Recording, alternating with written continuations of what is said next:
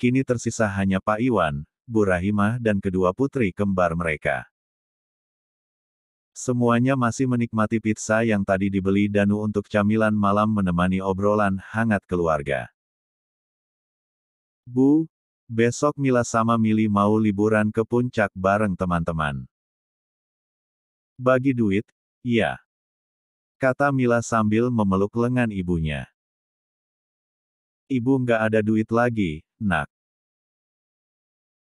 Minta sama Mas Mugi. Ogah? Ah. Tolak Mila. Nanti yang ada, Mila sama Mili malah kena semprot. Ya, itu kan resiko kalian. Ucap Bu Rahimah acuh. Ish. Ibu nih. Nggak asyik? Ah. Mila beranjak sambil menarik tangan Mili.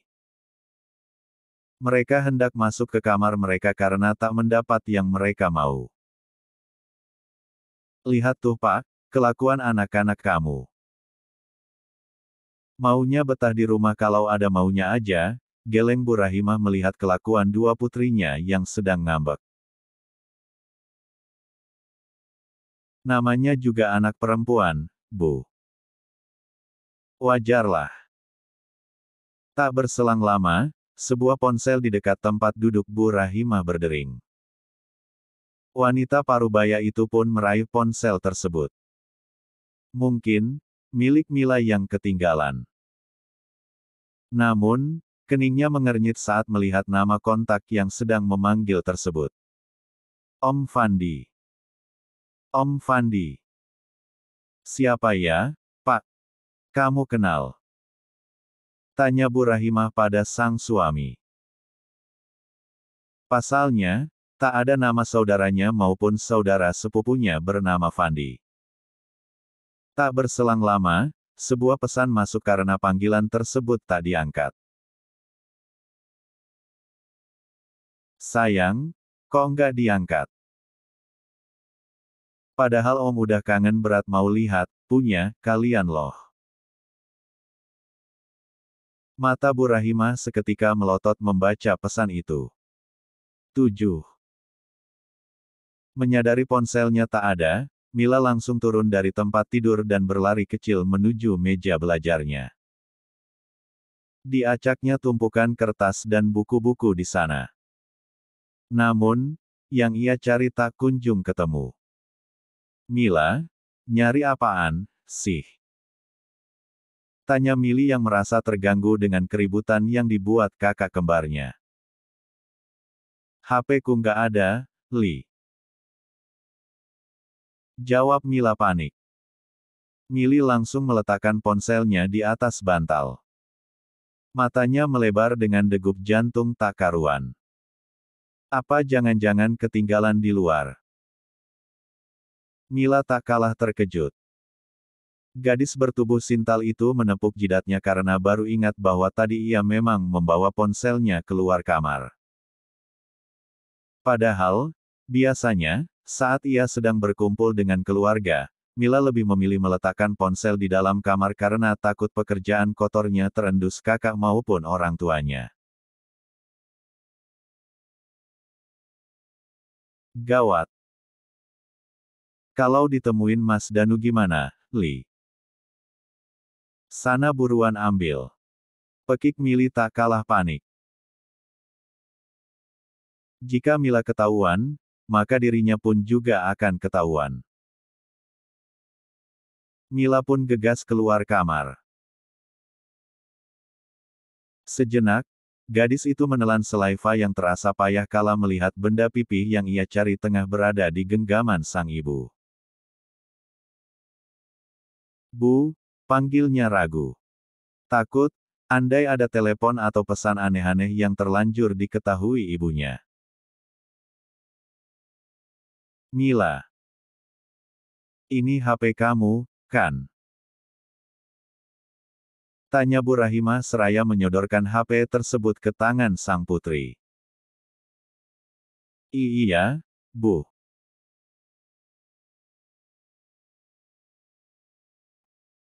Jawab Mila sambil menerima HP tersebut. Tadi, ada Om Fandi yang telepon. Dia siapa? Tanya Bu Rahimah penuh selidik. Kenapa dia kirim pesan kalau dia udah nggak sabar pengen lihat punya kalian? Apa maksudnya? Coba. Semakin bertambah gugup gadis itu. Om Fandi adalah salah satu sugar daddy yang selama ini membiayainya bersama dengan Mili. Tentu dengan imbalan yang setimpal. Mila dan Mili dapat uang untuk memenuhi kehidupan boros mereka, dan Om Fandi mendapatkan kepuasan batin sebagai lelaki dewasa yang dilayani oleh dua perempuan sekaligus di tempat tidur.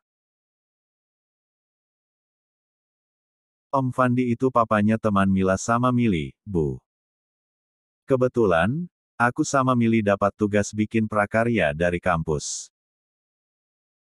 Dan, Om Fandi ini mau lihat hasil prakarya buatan aku sebagai referensi untuk bantuin anaknya dia. Gitu, Bu.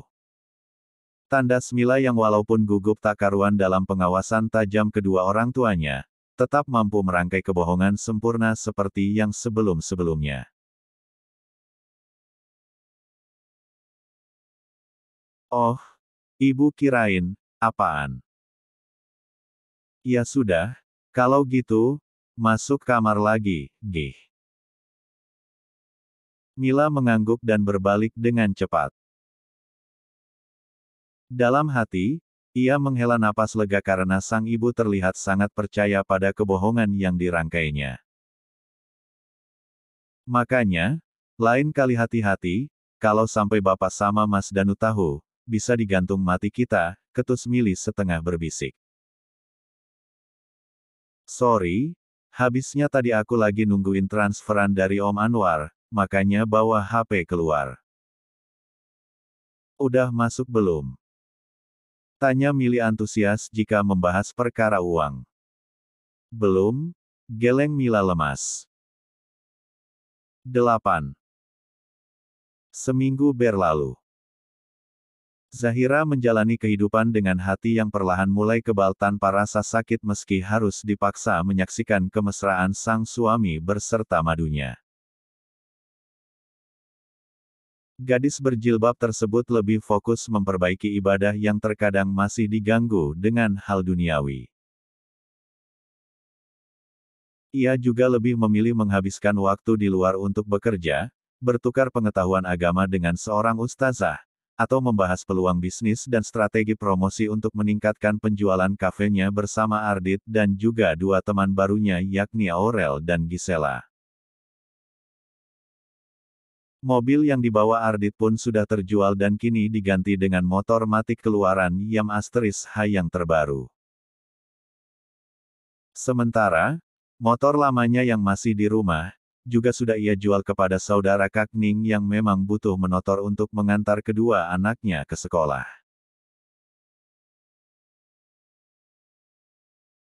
Lalu, apa kabar dengan Danu? Ya, lelaki itu terpaksa pulang pergi naik ojek online. Rencananya, bonus bulan ini akan ia jadikan DP pembelian mobil baru. Sementara, Bu Rahimah akhir-akhir ini sering mengomel tidak jelas.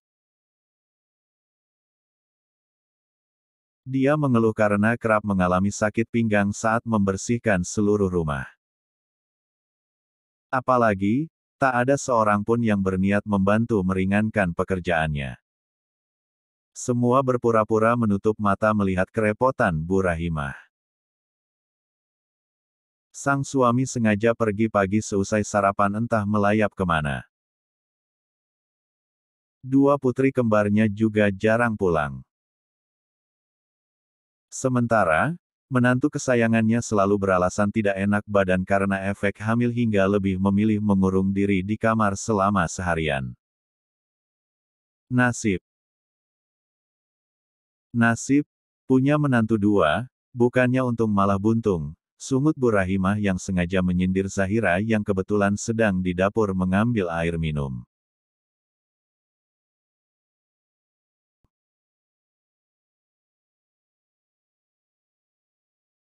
Suami sebentar lagi pulang kerja, kok nggak ada yang inisiatif bikinin makanan, sih.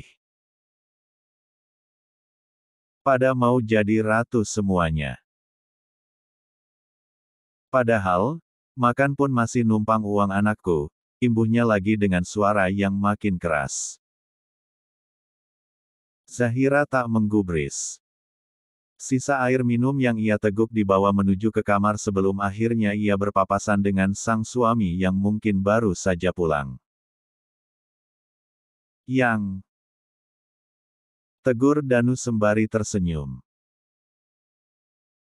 Jujur, ia merindukan hari-hari yang dipenuhi kebahagiaan bersama Zahira. Ia rindu dengan senyum lebar yang mampu menampakkan lesung di kedua pipi cubi itu. Tapi, apalah daya. Bahkan, segaris senyum simpul pun, kini terlampau pelit untuk Zahira bagi. Mas rindu kamu, Yang. Lirih Danu sambil menahan pergelangan tangan Zahira. Maaf, Mas. Aku mau ke kamar. Zahira melepaskan diri dari cekalan Danu. Hal tersebut membuat Danu merasakan nyeri luar biasa di dalam dadanya. Seolah ada yang dipaksa hilang dari dirinya. Namun, ia tak tahu, hal apakah itu. Yang, tunggu. Danu masih berusaha mengejar Zahira hingga di depan pintu kamar. Apalagi sih, Mas? Mas boleh tidur sama kamu malam ini? Tanya Danu penuh harap. Zahira menggeleng cepat. Maaf, Mas. Bukannya aku nggak menghargai kamu lagi. Tapi, tolong mengerti. Nggak mudah bagiku untuk tidur bersama pria yang jelas-jelas aku tahu sudah tidur dan bahkan melakukan hal lebih dengan perempuan lain. Hatiku belum seikhlas itu, Mas. Danu menunduk. Begitu dalam sembilu yang ia tancapkan di hati Zahira hingga perempuan itu bahkan tak ingin lagi tidur bersamanya. Padahal, begitu banyak hal yang ingin Danu bagi bersama Zahira. Tentang permasalahan kantor, tentang tuntutan orang tuanya serta tentang Nola yang tak bisa memahami dan mengerti Danu sebaik Zahira. Mas mengerti, Yang. Maafkan, Mas. 9. Zahira tak menyahut. Wanita itu memilih masuk ke dalam kamar untuk membersihkan diri dan mengganti pakaian. Usai menunaikan salat maghrib, Zahira keluar dan sedikit terkejut melihat sang suami bersama kedua mertua dan juga madunya sedang duduk di ruang tamu. Tanpa sengaja, pandangan Zahira dan Danu bertemu. Tawa Danu yang semula ceria langsung surut dan berganti raut penuh rasa bersalah. Yang, sini. Ada yang mau Mas bicarakan. Tukas Danu memanggil Zahira. Zahira mengangguk dan melangkah mendekat. Ia duduk di sofa tunggal yang tidak berdekatan dengan siapa-siapa. Lalu, ia pun menanyakan maksud Danu memanggilnya. Mas mau tanya untuk terakhir kalinya, Yang. Apa kamu benar-benar mau kalau Mas sama ibu, bapak dan juga si kembar untuk ikut pindah ke sebelah? Tanya Danu. Maksudnya? Tanya Zahira tak mengerti. Bagaimana kalau Nola aja yang pindah ke sebelah, Yanmek? Ibu, bapak sama si kembar tetap di sini. Lagian, rumah ini, kan lumayan besar. Beda sama sebelah. Apa kamu nggak akan kesepian kalau nggak ada yang nemenin kamu di sini? Maksudnya gimana sih, Mas? Zahira masih belum paham juga maksud Danu. Danu menarik napas panjang. Maksud Mas, biar Nola aja yang tinggal di sebelah.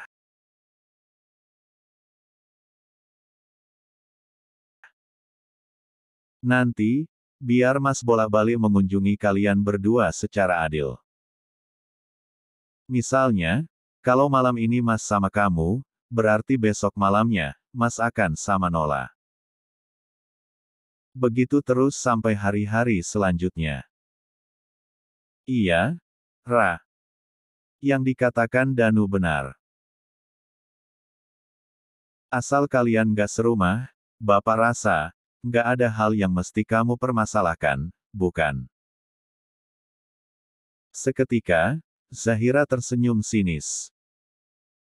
Ia tak menyangka bahwa Danu masih berani mengajukan negosiasi seperti ini. Perihal nafkah, Mas akan kasih Nola 4 juta setiap bulannya. Sisanya, kamu yang pegang. Tapi, berhubung Nola dapatnya cuma sedikit, jadi pembayaran uang listrik, air, iuran sampah dan keamanan kamu yang bantu bayarin.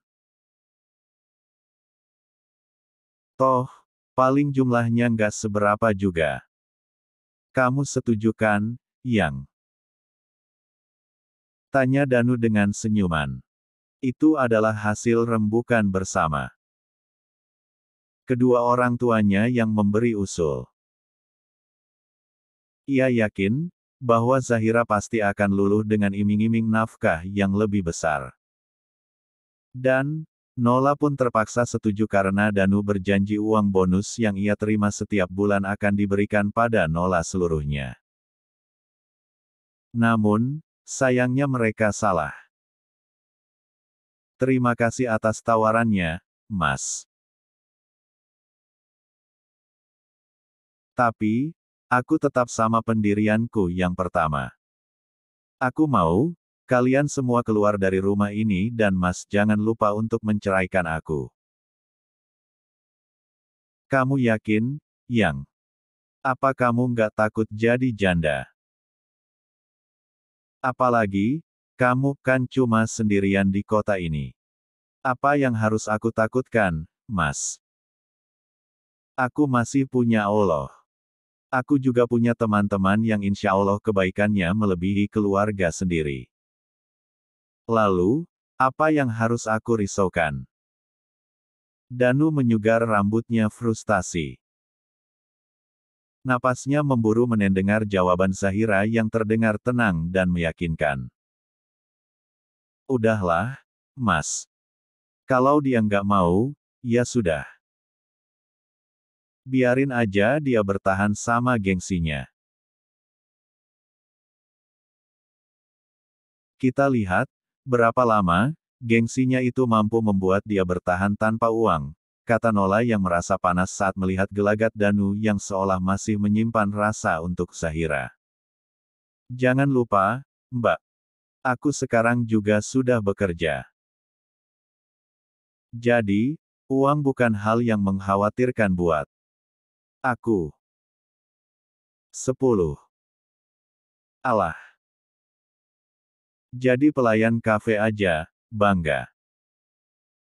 Paling berapa sih, gaji kamu, cibir Nola? Stop. Bentak Danu yang pusing mendengar kedua istrinya berdebat. Tak lama, ia mengeluarkan sebuah amplop putih tebal dan menyerahkannya kepada Nola. Ini gaji Mas bulan ini, kata Danu sambil melirik Zahira. Berharap, ada ekspresi cemburu di wajah sang istri pertama namun sayangnya nihil. Tebal banget, Mas. Ucap Nola yang takjub akan pemberian sang suami. Danu ikut tersenyum. Ini waktunya untuk memanas-manasi Zahira, pikirnya. Di situ ada 15 juta. Tapi, Mas minta 2 juta untuk jatah buat bapak sama ibu. 2 juta lagi untuk Mila sama Mila dan 1 juta untuk pegangan Mas.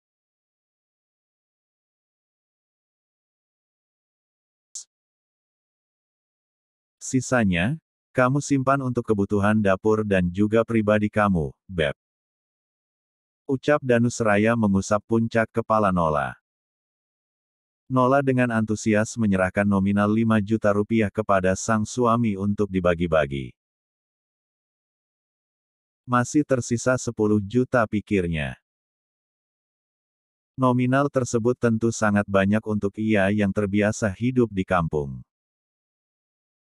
Sementara, Zahira hanya berusaha menahan tawa melihat kesenangan di wajah Nola.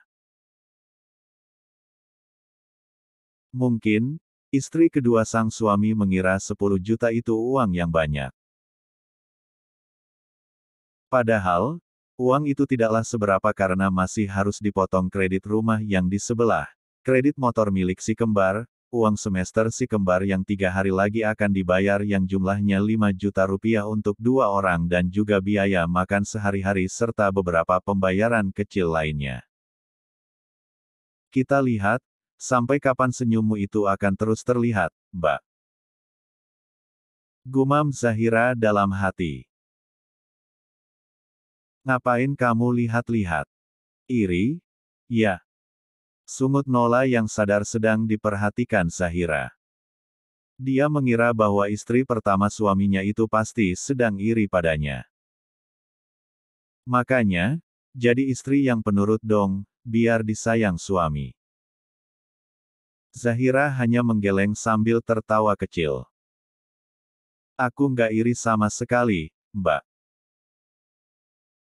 Sebaliknya, aku justru mau ucapin terima kasih karena Mbak sudah bersedia menanggung beban yang selama ini membuat kepalaku pusing 7 keliling. 2 hari lagi, kalau Mbak merasa sakit kepala, Mbak ketuk aja pintu kamarku. Kayaknya, di laci nakas, masih ada sisa obat sakit kepala, deh. Zahira pun pamit menuju dapur untuk membuat makan malamnya. Maksud Zahira apa sih, Mas? Tanya Nola pada suaminya. Mana Mas tahu? Jawab Danu sembari mengendikkan bahu. Bu, siapin makanan juga. Bapak sudah lapar, sahut Pak Iwan seraya menul lengan istrinya. Yang ditoel langsung mendengkus sebal dan menyahut dengan ketus. Beli online aja. Ibu nggak masak. Badan ibu remuk semua gara-gara kelelahan bersihin rumah sendirian. 11. Zahira Pov. 2 hari kemudian, benar saja semua dugaanku terjadi. Mila dan Mili pulang ke rumah menagih uang semester kuliah mereka sekaligus membawa nota perbaikan motor yang memang masih berada di bengkel. Kulihat, wajah istri baru Mas Danu tampak begitu pucat pasi. Belum lagi, ibu mertua turut mengingatkan bahwa cicilan rumah dan motor milik si kembar sebentar lagi akan jatuh tempo bulan ini. Rumah dibayar tanggal 6 dan mobil tanggal 8.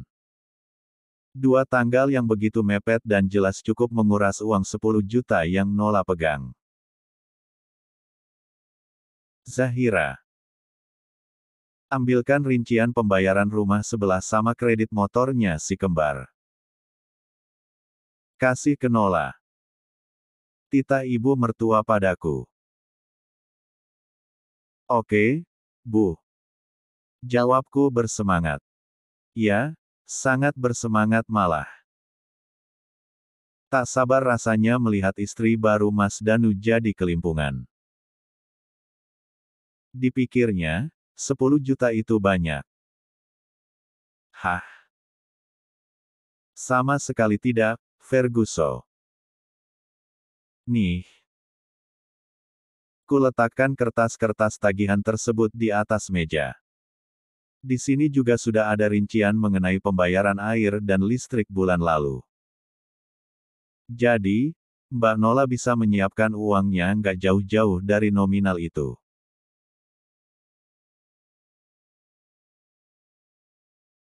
Tapi, kalau bisa, lebihin dikit buat jaga-jaga. Setelah meletakkan kertas-kertas tersebut, aku beranjak menjauh dan memilih menyalakan TV di ruang tengah yang masih dekat dengan ruang tamu. Hanya ada tirai yang menjadi sekat. Namun, orang-orang yang berada di ruang tamu masih dapat kupantau dengan jelas karena tirainya sengaja kusibak agar dapat menikmati wajah-wajah frustasi keluarga Mas Danu. Gaji yang selama ini dibilang banyak oleh ibu mertua dan ayah mertua sebenarnya sangatlah sedikit. Apalagi, dengan kehidupan di ibu kota yang segalanya serba mahal, tentu gajian terasa seperti hanya numpang lewat. Selama ini, akulah si menantu tak berguna ini yang menutupi segala kekurangan tanpa mereka tahu. Tapi, bukannya dihargai, malah harga diriku makin diinjak tak berbentuk sampai remuk oleh mereka. Sebanyak ini. Tanya Mbak Nola sambil meneguk ludahnya kasar. Tangannya yang memegang kertas berisi rincian pembayaran tagihan nampak bergetar. Lucu. Aku yang menyimak santai sambil rebahan di depan TV hanya bisa terkikik geli tanpa suara. Kamu kenapa, Nola? Kok mendadak pucat begitu? Tanya ibu mertua yang masih lahap menengunyah kacang goreng dengan gigi palsunya. Ini Bu, Mbak Nola menyerahkan rincian kertas tagihan tersebut pada ibu. Tak berapa lama, ibu juga nampak melotot. Hal tersebut membuat bapak mertua dan juga Mas Danu jadi menatap heran. Kalian kenapa sih? Kesambet. Tanya bapak mertua.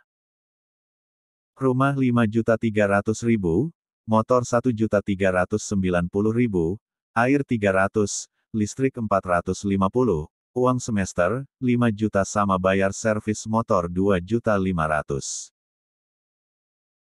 Ini nggak salah. Tanya ibu mertua dengan mulut ternganga lebar. Nggak mungkin salah, Bu. Itu sudah jumlah realnya, sahutku dari dalam.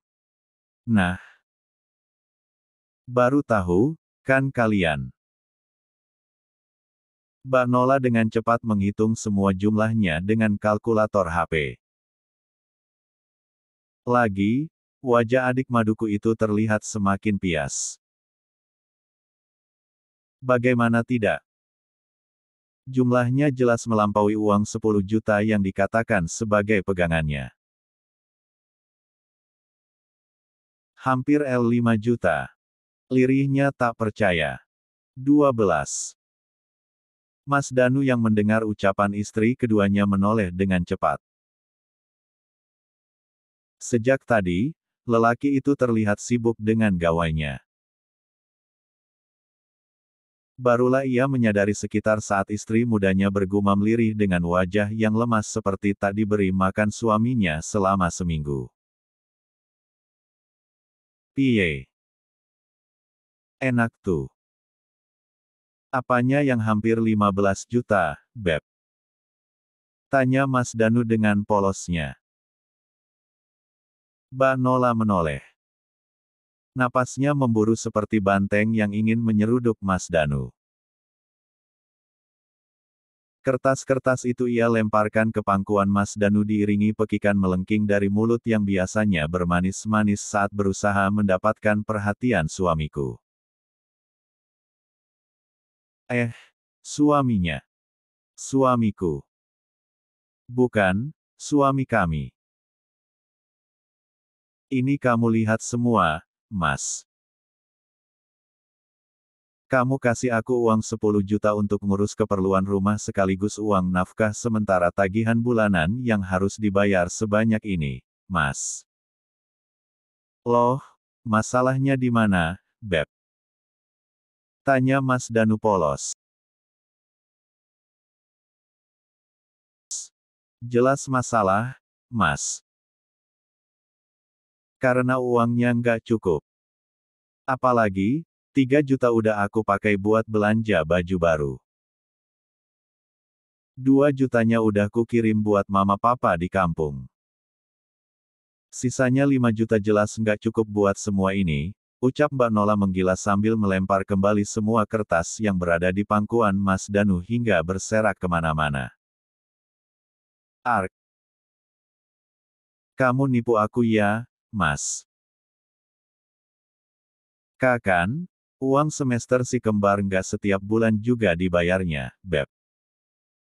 Begitupun sama uang servis motornya si kembar, ucap Mas Danu. Tapi tetap aja nominalnya banyak banget, Mas. Kalau aku serahkan uang 5 juta ini, terus kita mau makan apa buat ke depannya? Hah? Makan batu. Lagian, kamu kenapa kirim uang buat orang tua kamu tanpa bilang-bilang dulu, sih? Bukannya mama papamu kaya? Ngapain minta kirim-kirim uang lagi sama kamu? Sungut ibu mertua yang tak terima anak lelakinya dibentak sang menantu kesayangan. Apa salahnya aku memberi sama orang tuaku, Bu?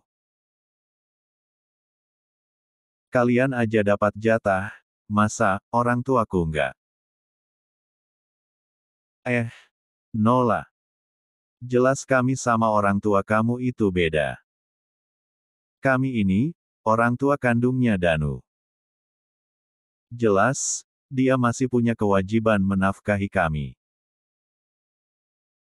Sedangkan orang tua kamu. Nggak ada kewajiban Danu untuk menafkahi orang tua kamu. Wah. Bakalan seru ini. Haruskah aku beli popcorn? Sepertinya, sinetron Ikatan Batin kalah jauh dari sinetron live yang saat ini sedang kunikmati. Nggak bisa gitu dong, Bu. Itu namanya nggak adil. Teriak Mbak Nola tak terima. Sepertinya, kekompakan yang terjalin beberapa hari terakhir akan terpecah hanya karena permasalahan uang.